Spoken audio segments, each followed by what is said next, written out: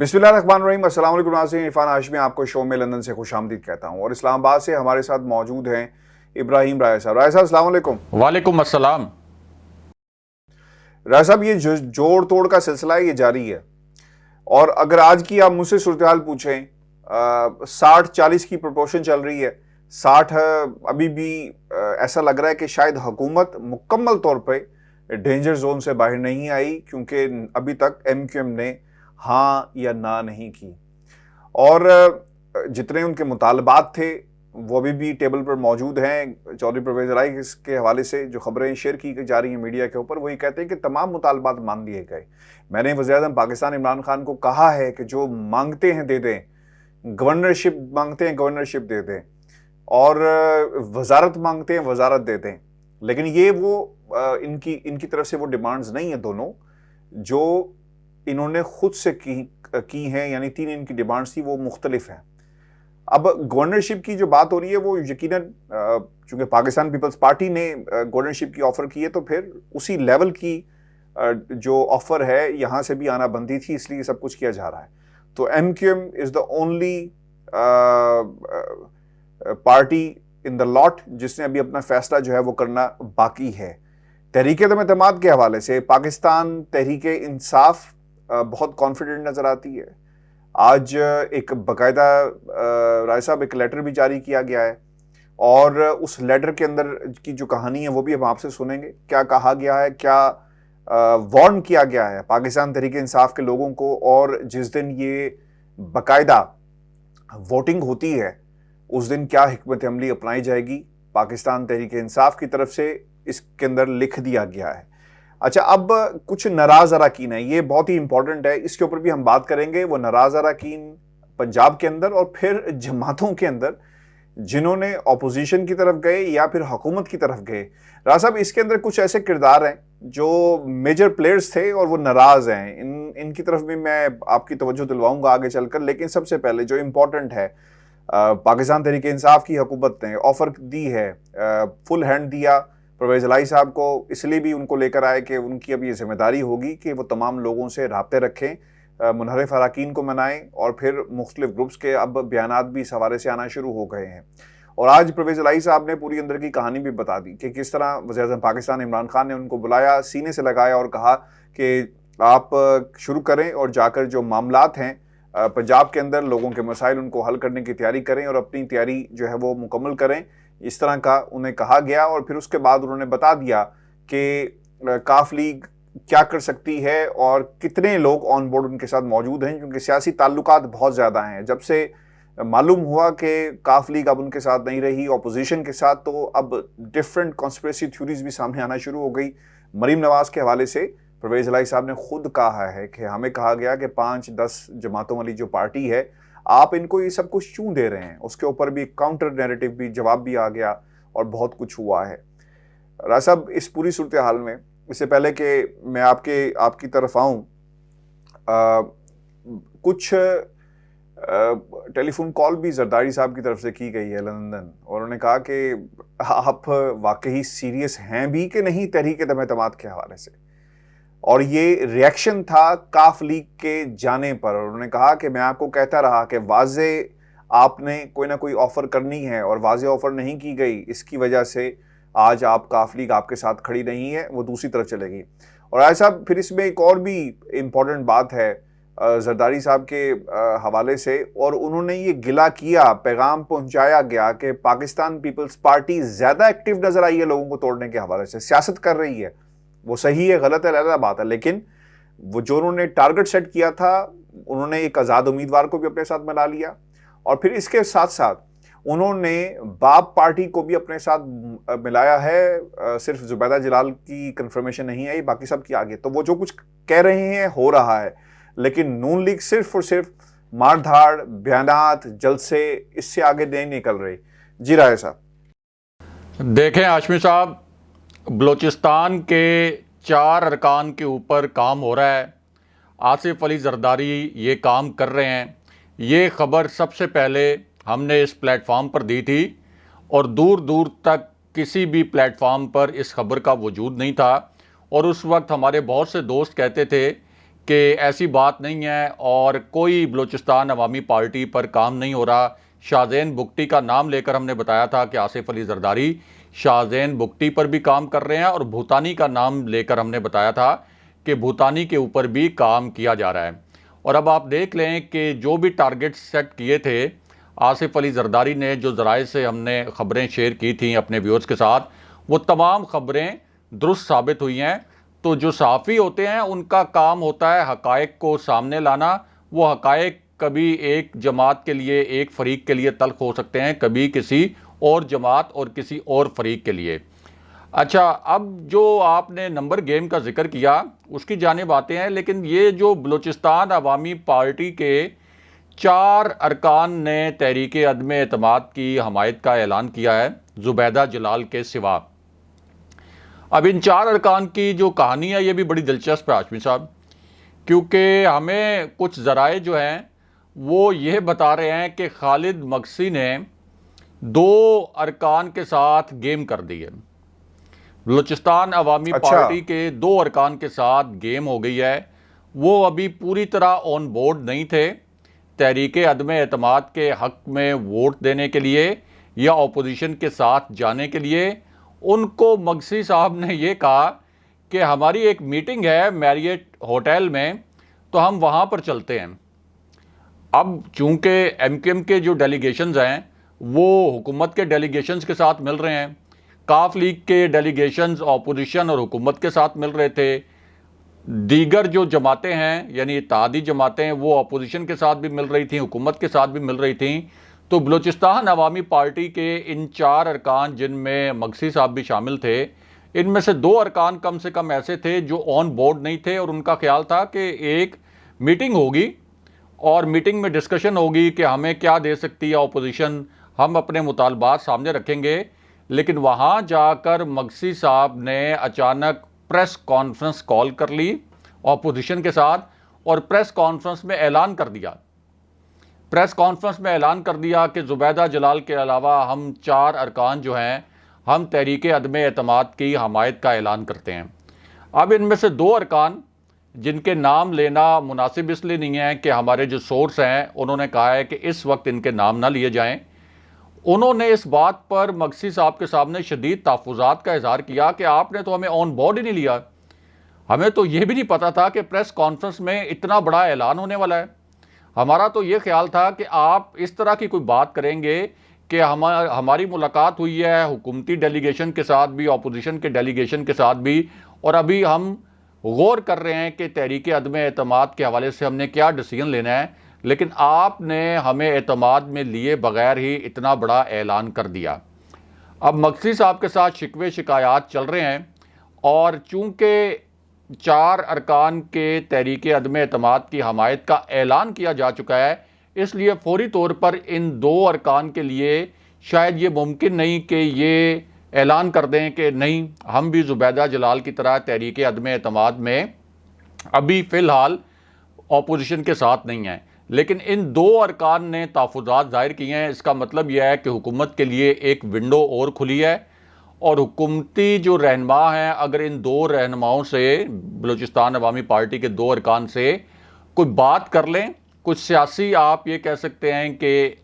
جس طریقے سے تحفظات ہوتے ہیں اس طرح کے مواقع پہ تحفظات سامنے لاتی ہیں چھوٹی پارٹیز, تو ان کے تحفظات دور کر دیں, تو اس کا مطلب یہ ہے کہ کاف لیگ کے بعد بلوچستان عوامی پارٹی کے یہ 2 ارکان بھی واپس آ سکتے ہیں حکومتی اتحاد میں. اور میری اطلاع یہ بھی ہے کہ حکومت نے ان دونوں ارکان کو پوائنٹ آؤٹ کر کے اور ان کو مارک کر کے ان کے ساتھ رابطے بھی شروع کر دیے ہیں. تو اگر یہ 2 ارکان بھی واپس آتے ہیں تو بڑا زبردست جو مومنٹم ہے وہ حکومت کے فیور میں جانا شروع ہو جائے گا, کیونکہ چودھری پرویز الہی ظاہر ہے کہ ان کی صرف 4 نشستوں کی اہمیت نہیں ہے, کل ملا کے ان کی قومی اسمبلی میں 5 نشستیں تھیں. ان کی اہمیت یہ بھی ہے کہ وہ ایک چونکہ با اثر سیاسی خاندان ہے, تو آپ دیکھ لیں کہ ان کی وجہ سے ایم کیو ایم نے بھی اپنے فیصلے روک لیے. پھر بلوچستان عوامی پارٹی کے ان 2 ارکان جن کا ہم نے آپ سے ذکر کیا, انہوں نے بھی اب یہ فیصلہ کر لیا کہ ٹھیک ہے ہم بھی حتمی طور پر تحریک عدم اعتماد پر ووٹنگ تو پیر کو ہونی ہے, لیکن ہم حتمی طور پر اپنا جو اعلان ہے اس کو ہم فرائیڈے تک سیٹرڈے تک لے جاتے ہیں اور دیکھتے ہیں کہ کیا سچویشن بنتی ہے. تو اس پوری صورتحال میں آپ یہ کہہ سکتے ہیں کہ اگر حکومت ایگریسو سفارتکاری کرے, ایگریسو پیغام رسانی کرے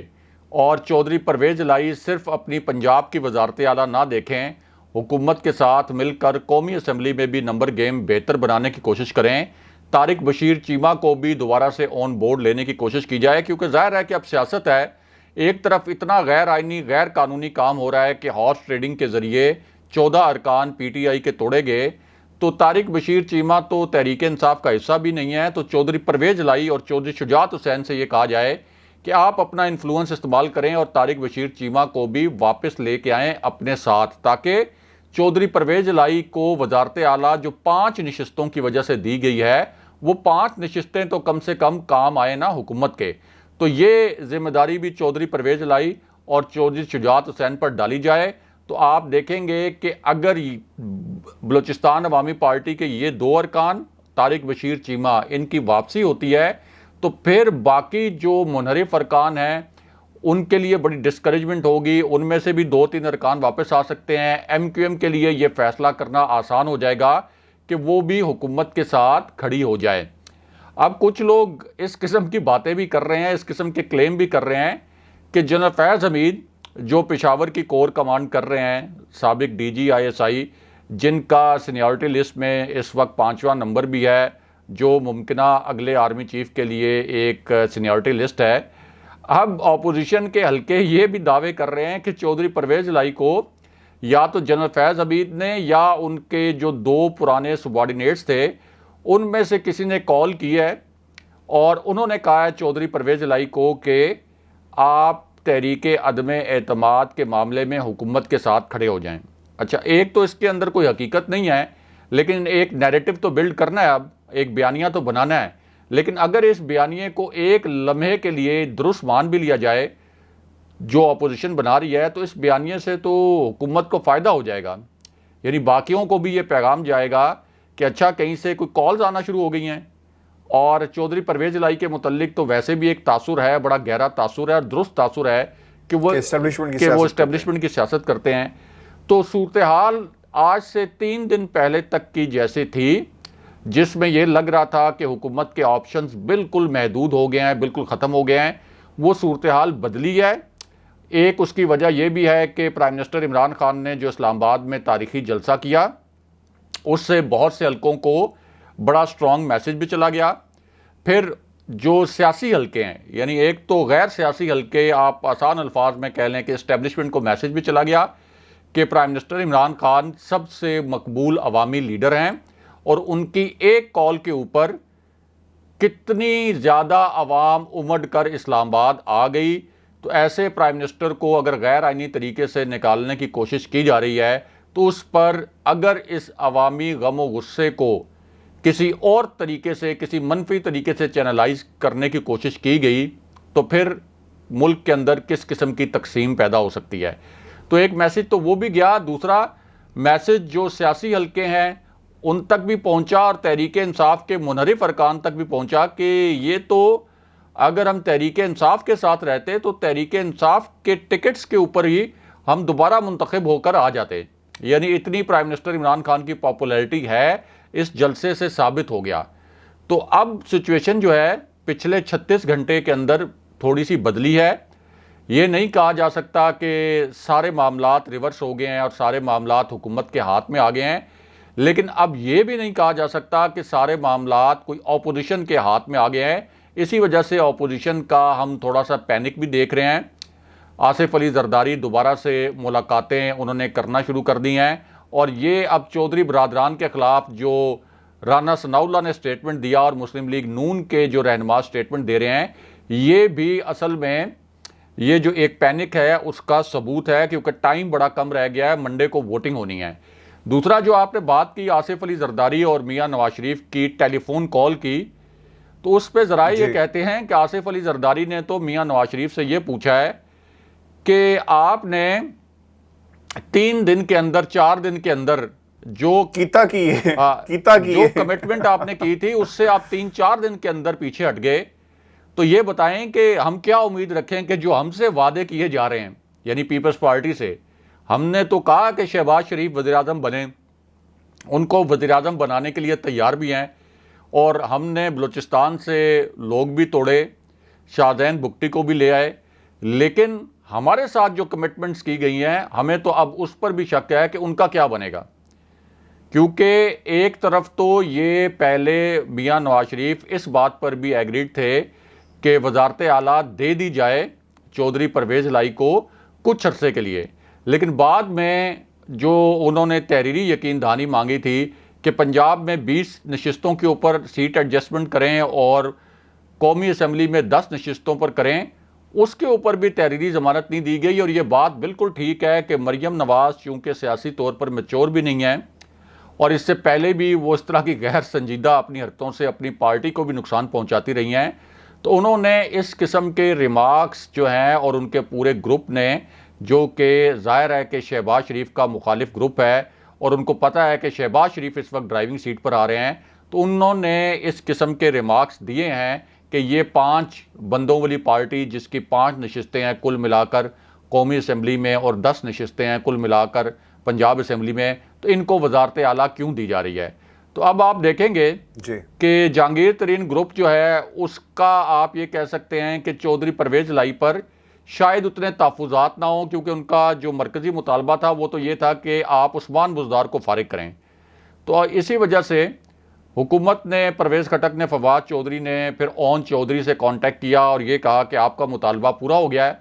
تو اس لیے اب آپ چودھری پرویز الہی کی حمایت کا اعلان کریں۔ اور اون چودھری نے یہ بھی کہا کہ چودھری پرویز الہی ایک مناسب امیدوار ہیں، لیکن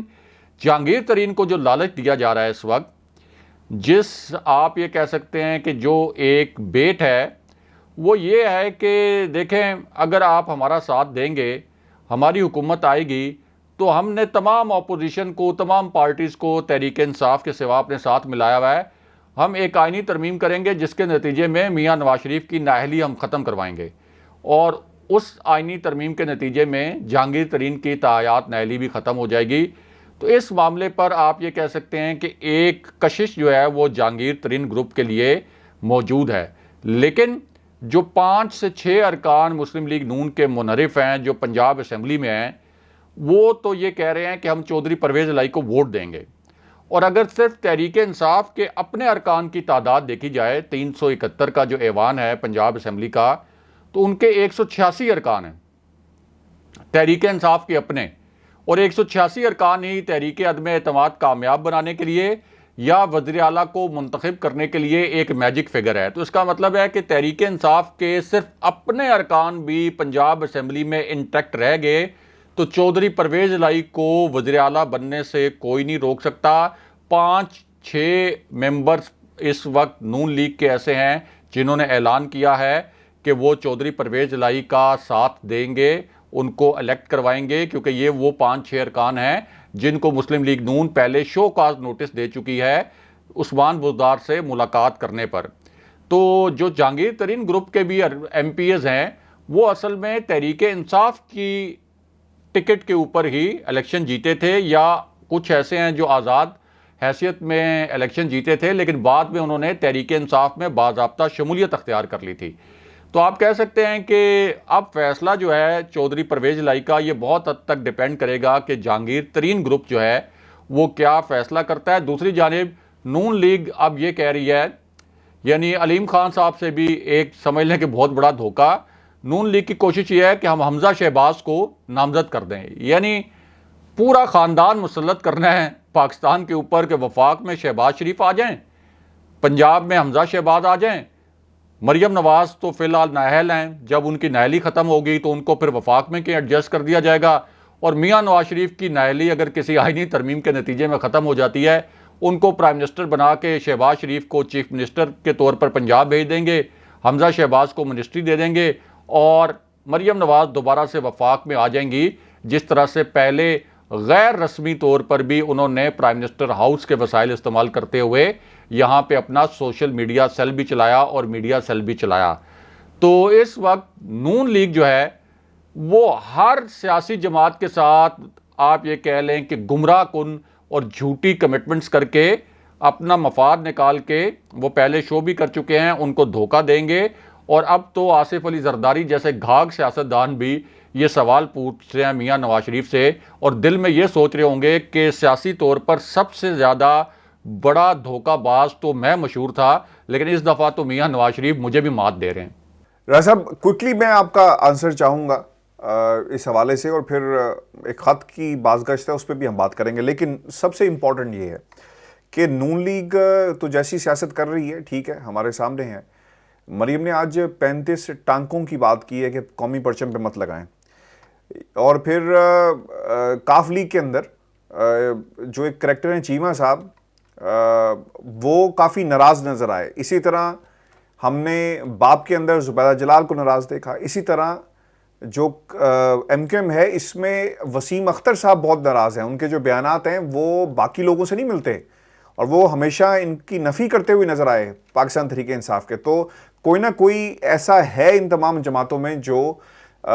پاکستان تحریک انصاف کے ساتھ انہیں جانے نہیں دیتا. دیکھیں, یہ پولیٹکس کا حصہ ہے. اپنے ایک دو رہنماؤں سے اس قسم کے بیانات دے کر آپ یہ کہہ سکتے ہیں کہ کبھی حکومت کے اوپر دباؤ بڑھانا, کبھی اپوزیشن کے اوپر دباؤ بڑھانا کہ دیکھیں پارٹی کے اندر ہمارا ایک رہنما اس قسم کے بیانات دے رہا ہے, وہ ہمیں مجبور کر رہا ہے کہ ہم حکومت کا ساتھ نہ دیں, اور ایک کوئی رہنما ایسا ہے جو ہمیں مجبور کر رہا ہے کہ اپوزیشن کا ساتھ نہ دیں. اصل میں تو اس وقت سیاسی طور پر لین دین کی بات ہے. اگر آپ حکومت کی بات کریں تو حکومت میں اتحادی ہے کاف لیگ, ایم کیو ایم, اور اس سے پہلے بلوچستان عوامی پارٹی حکومت کی اتحادی تھی, اور جی ڈی اے جس کی 3 نشستیں ہیں. تو حکومت میں تو صرف یہ 3-4 جماعتیں تھیں, لیکن جو اتحاد بنا ہے 13 جماعتوں کا پی ڈی ایم کا, وہاں پہ جو لین دین ہو رہا ہے اور جس طریقے سے کہا جا رہا ہے کہ آپ کو گورنرشپ دے دیں گے, 2 وزارتیں بلوچستان عوامی پارٹی میں بانٹ دیں گے, عوامی نیشنل پارٹی کو 1 وزارت دے دیں گے, جے یو آئی کو 2-3 وزارتیں دے دیں گے, کشمیر کمیٹی کے مزے جو ہیں وہ دوبارہ سے فضل الرحمان کے حوالے ہو جائیں گے. اور آپ کو پتہ ہے کشمیر کمیٹی کے چیئرمین کو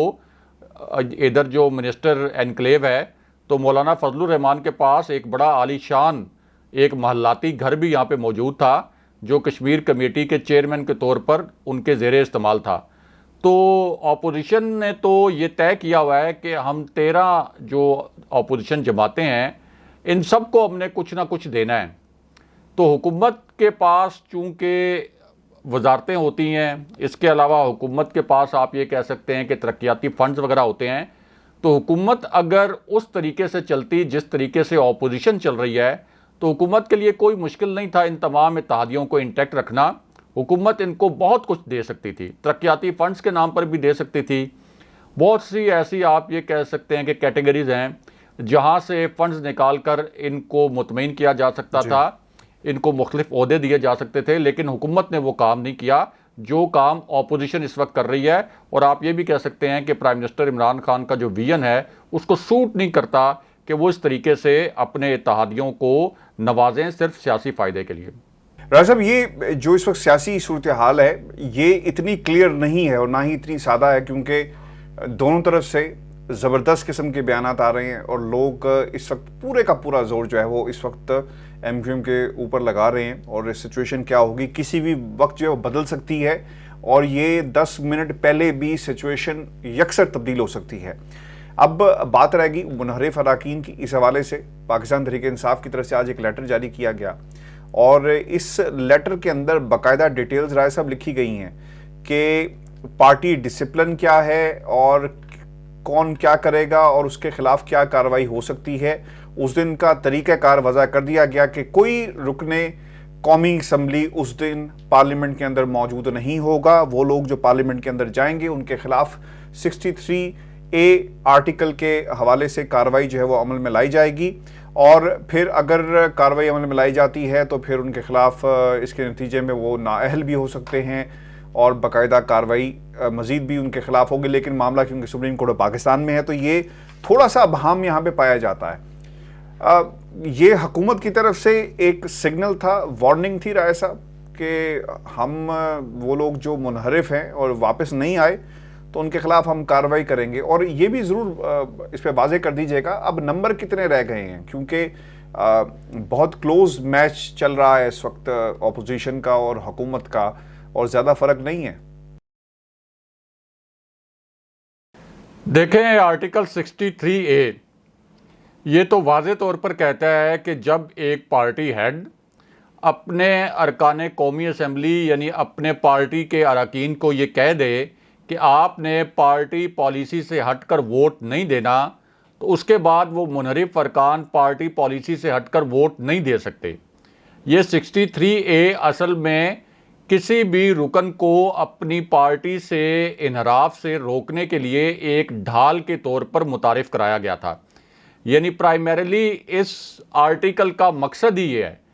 تو اب تو پرائم منسٹر عمران خان نے یہ جو خط لکھا ہے اس کے ذریعے آپ یہ کہہ لیں کہ ایک جو قانونی ضرورت تھی وہ قانونی ضرورت بھی پوری کر دی ہے، کیونکہ سپریم کورٹ کے لارجر بینچ کے جو جج صاحبان ہیں ان کی جانب سے یہ ریمارکس بھی آ رہے تھے کہ کیا پرائم منسٹر عمران خان نے پارٹی ہیڈ کے طور پر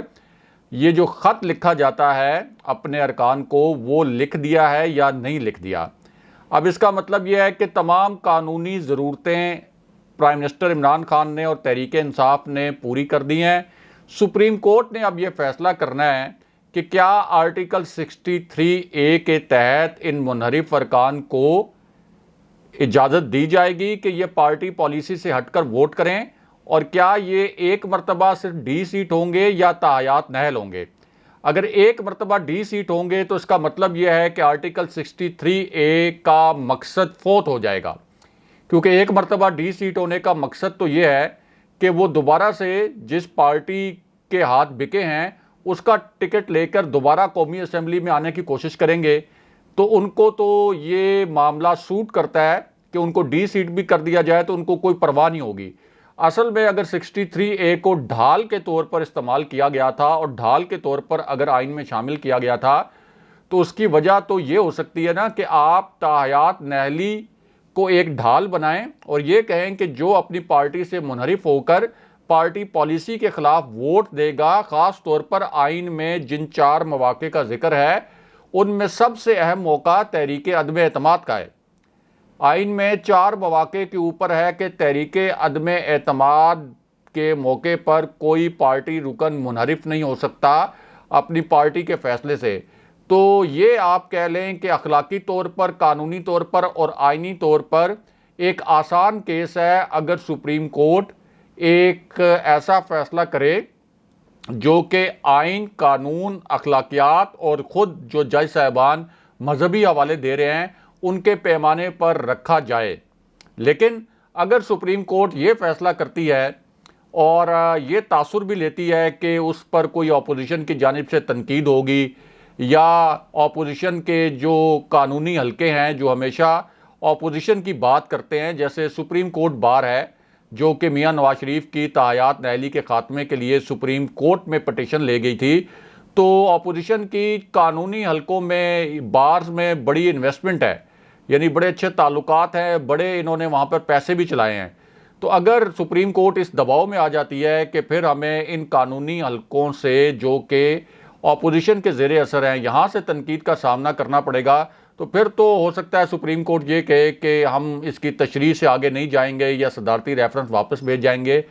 دیں گے یا صرف ایک مرتبہ ڈی سیٹ کریں گے. ایک مرتبہ ڈی سیٹ کرنے کا کوئی فائدہ نہیں ہوگا.